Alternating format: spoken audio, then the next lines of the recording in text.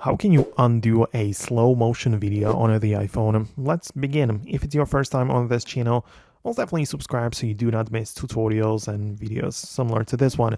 So you can open up your Photos app and go to the Collections section, where in here you can browse like different memories and types of photos. So go to the media types and you will be able to find the slow-mo.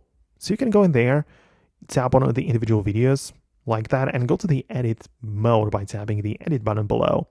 And you can manage some different things, but right below the timeline, you have like the vertical lines or this like indicator, and you can clearly see it separated and see which part of the video is slowed down and which is the regular video. So you can adjust it and literally just cut out the part where the video is supposed to be slowed down, and it's only going to end up in the original speed, right? So you can see it works well. You can readjust it later, but if you want to, you can literally delete the whole thing, right? So you just put it all together and visually see that the whole video is in the full speed. No slow motion is happening there. Then tap on the done button like that, and you can see that we have the ability to do it like that.